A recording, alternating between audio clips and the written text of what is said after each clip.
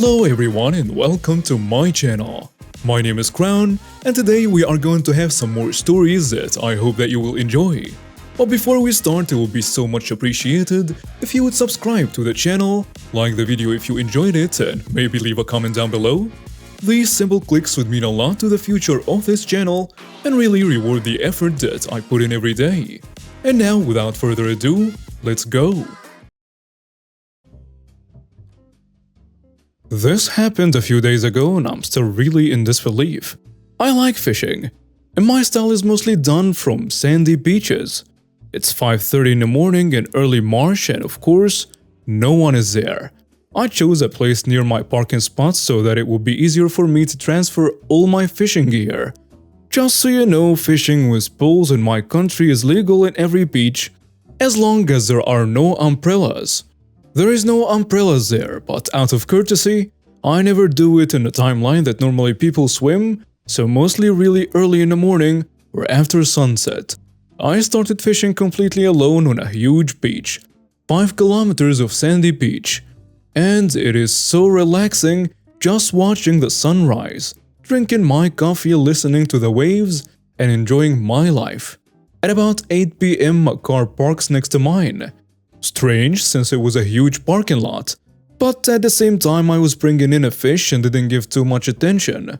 2 old ladies came out of the car and came and sat right next to me.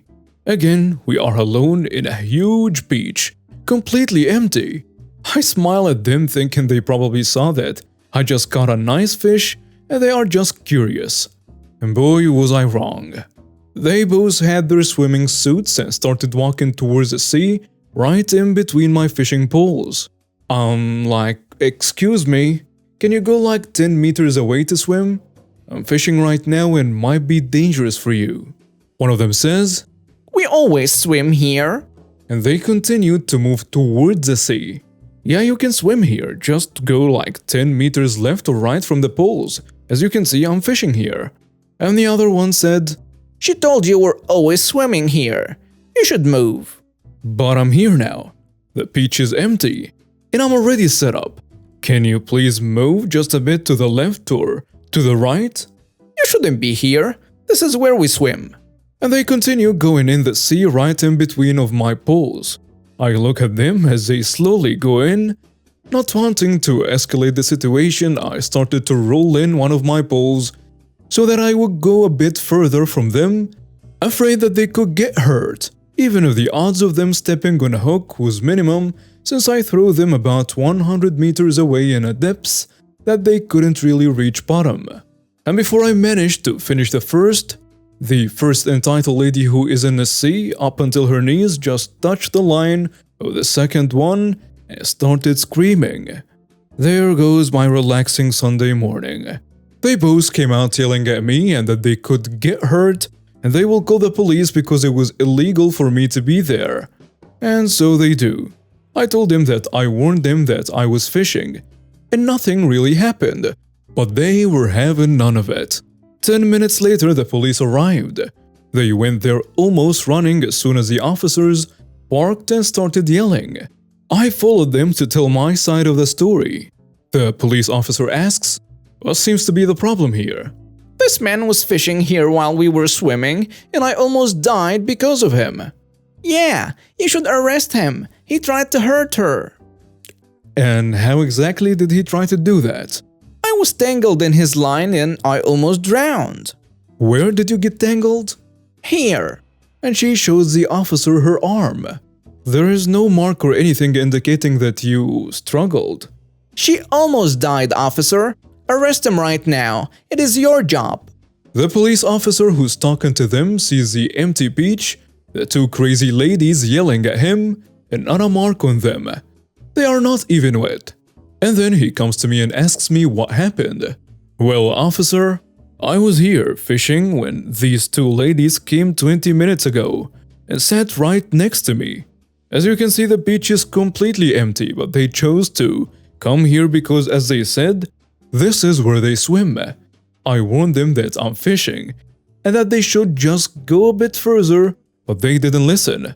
I started rolling in the poles to eliminate any chance of them getting hurt until one of them just touched the line and started screaming. He's lying. We were here first, and he just came and started fishing.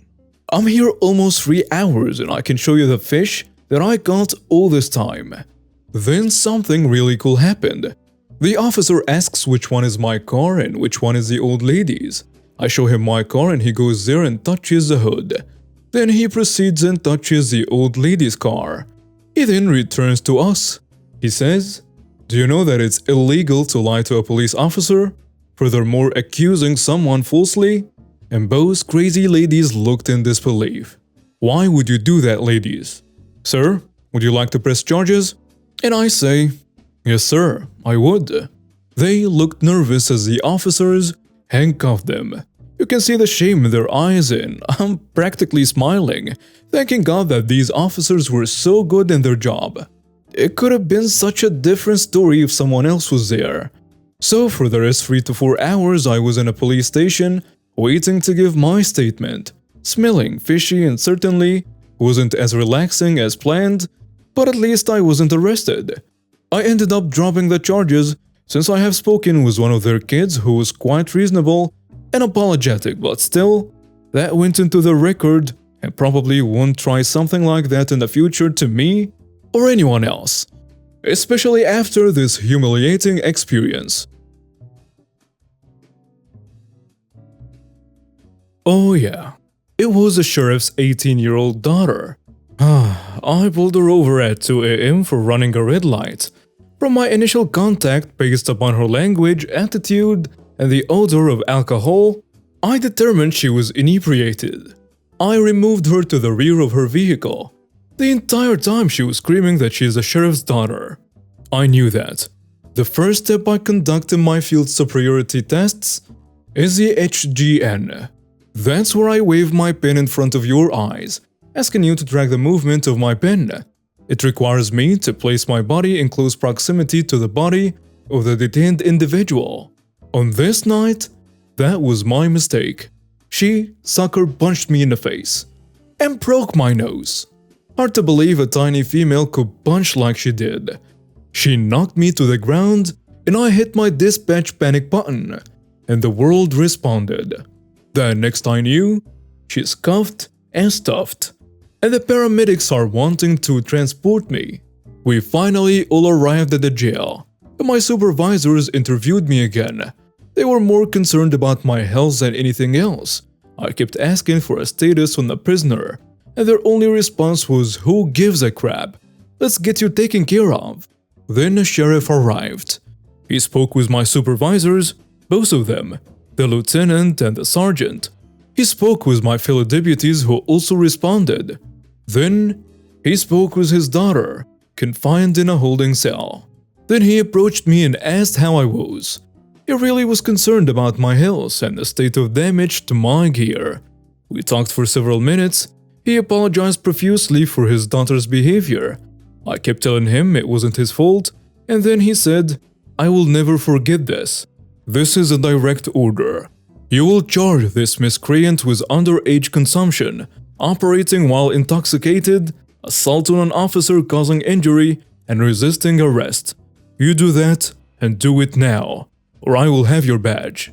And with that, he spun on his heels and left without another word to anyone. The prosecutor reduced some of the charges, imagine that, but she ended up with time served. Bail, for some unknown reason, took 2 days, a large fine, and suspension of her driver's license for 6 months. Additionally, the sheriff had her apologize in person in front of the entire patrol division, 60 deputies, and the entire corrections department, 100 officers. It takes guts to do what he did. He's a good man.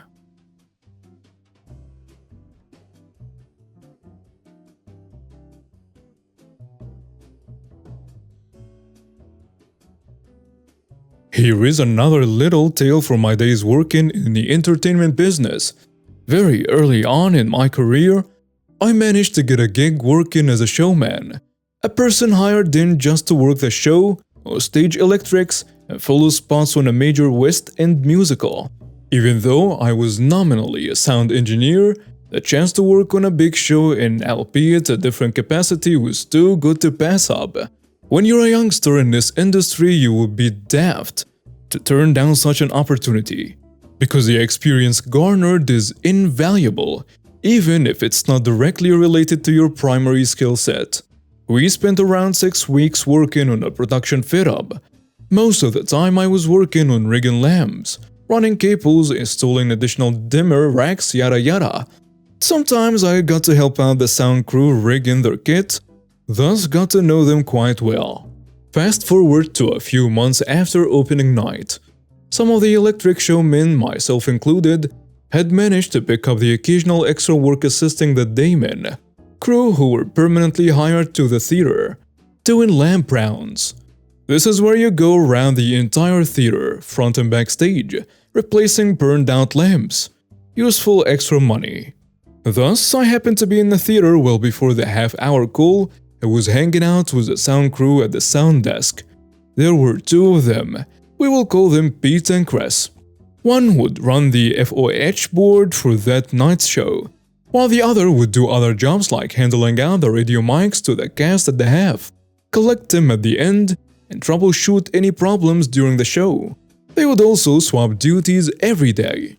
So we hear the half called and Chris goes off backstage with his box of radio mics to hand them out, while I carry on chatting to Pete. About 10 minutes later we see Chris returning to the FOH desk looking very distressed. Pete asked him what on earth was wrong.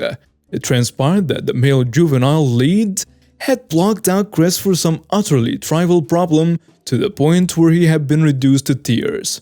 I should point out that this particular actor was not well liked by the crew because of his arrogant and holier-than-thou attitude. This did seriously not sit well with Pete at all. By this time the audience was beginning to fill the auditorium and you could hear the ambient chatter level going up. Pete then grabbed his headphones and parked one earpiece over his right ear, proceeded to punch in the pre-fade listen button for that actor's channel. A grin then crept over his face. He then brought the channel live and very slowly raised the channel fader. He handed Chris a cans, and a huge grin also spread across his face. Chris then handed me the cans so I could hear what had amused him so much. I listened in, to be confronted by the sound of the actor right in the middle of a talking full-throttle dumb. I listened in, to be confronted by the sound of the actor right in the middle of taking a full-throttle dump. We were talking grunts and groans, and levels of flatulence quite the equal of the trumpets that flattened the walls of Jericho. Bear in mind that this sound is now being leaked out into the auditorium, albeit at a level just barely perceptible to the audience. I glanced around at the punters in the stalls and saw that quite a few people were looking around quizzically. I had to struggle to rein in my laughter at the delicious payback. But as it was getting close to Act 1 beginners, I had to go off and take my station. So I high-fived my friends and went through the stage pass door to the electrics crew room, to be confronted by my colleagues falling about in hysterics. It was then that I became aware of a feature with a show relay. For context, the show relay is a microphone front of house and a bunch of speakers all over the backstage and dressing room areas that allow cast and crew to listen in to the progress of a show. Due to a curiosity of its design, what was just barely audible out front was now being highly magnified backstage.